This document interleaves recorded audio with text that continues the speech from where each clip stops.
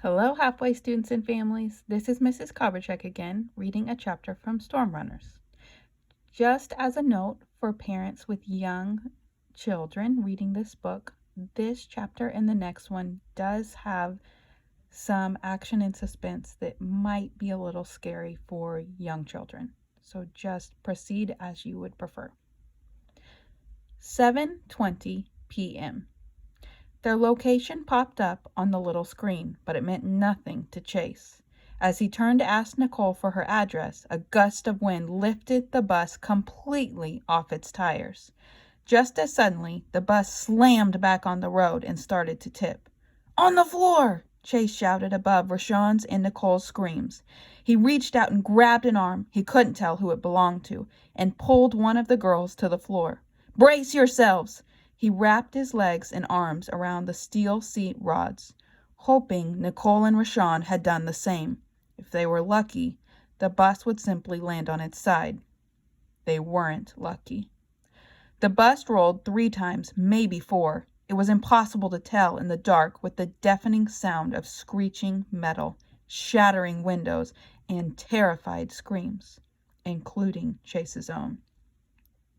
The bus came to a stop, but only long enough for Chase to reach out and grab his GPS. He glanced at the screen and saw a single black line, surrounded by blue. The bus started to slide, front end first. "We're going into the water!" he shouted, hoping someone was alive to hear him. "Stay on this end of the bus. We'll use the emergency exit." No one responded. They were either too frightened to speak, unconscious, dead, or had tumbled to the front of the bus. The bus hit the water like a torpedo, pushing Chase's face into the seat frame. He felt a front tooth snap, followed by the coppery taste of blood. Frantically, he felt around for his go bag. He'd need the first aid kit and everything else in the bag if they survived the crash. He grabbed a handful of hair. Ouch! Chase spit out a mouthful of blood. "Nicole?" "Yeah." "Anything broken?" "I don't think so. You?" Front tooth. "Where's Rashawn?" "I'm next to Nicole," Rashawn said. "My go bag," Chase said. "I have it," Nicole said. "We're sinking." "Give me the bag." Chase pulled a headlamp out of the side pocket, turned it on, and slipped it over his forehead. Nicole looked pale in the bright light. "You and Rashawn go through the emergency door and get to shore. It can't be too far." He pulled a second headlamp out and handed it to her. "What are you going to do?" Nicole asked, putting the headlamp on. "I'm going to check on the driver." They looked down the length of the bus. Water was gushing through the cracked windshield. "I'm a better swimmer," Nicole said. "I'm sure you are," Chase said, "but I'm stronger." "I'll go with you." "No. Get Rashawn to shore. I'll be right behind you. Go!" The water was rising fast. The bus would be completely submerged within minutes. He made his way down the steep, slippery aisle, wondering how he was going to get the driver back up the aisle if the guy was unconscious. The driver was unconscious, slumped over the steering wheel. Chase pulled him up. There was a deep, ugly gash on the man's forehead, oozing blood. Chase shouted at him, then tried to shake him awake. No response. After the lightning strike, he and his father had taken first aid classes 3 nights a week for months. By the time they'd finished, they could have been paramedics. He felt the man's neck for a pulse. He didn't feel one. But that didn't mean the driver was dead. Chase's hands were numb with cold. He felt his jagged tooth with his tongue and glanced up the aisle to the rear of the bus. Nicole had the emergency door open and was helping Rashawn through. The water was up to the driver's chest now and rising fast. Chase shouted and gave him another shake. The driver let out a weak moan, just as the front end of the bus plunged completely underwater. Chase was washed backward in a rush of water. He managed to get a gulp of air just before he was slammed into one of the seats as the bus slipped sideways, then rolled.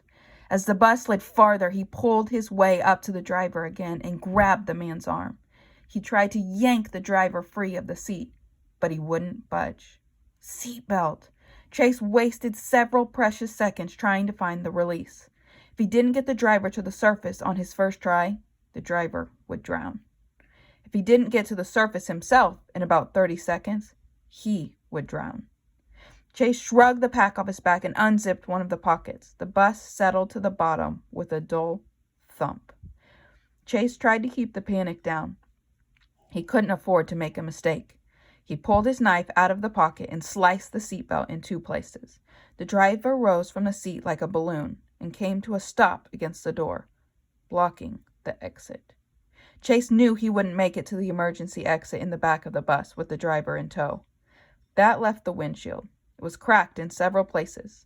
He braced his back against a pole and was about to try to kick the windshield out when something dark and very big swam past outside. Chase couldn't tell what it was, but it frightened him so badly that he nearly sucked in a lungful of water. "Get a hold of yourself! Oxygen deprivation is making you see things." The windshield popped loose on the 3rd kick. On the 4th, it came out of the frame and dropped into the dark water. With his lungs screaming for air, Chase grabbed the driver by his shirt collar and pulled him through the opening. Nicole was waiting for him. As soon as she'd seen the bus sink, she dived back into the water, leaving Rashawn to make it to shore on her own.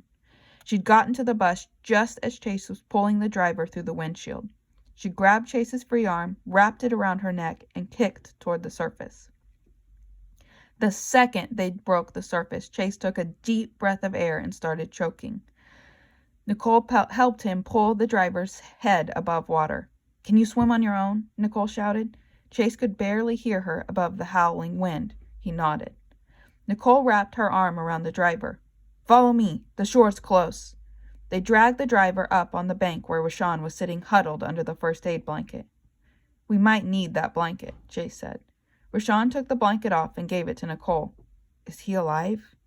"Not at the moment," Chase said, pushing the driver onto his stomach. "What does that mean?" Chase glimpsed his watch as he began pushing on the driver's back. It was 7:32.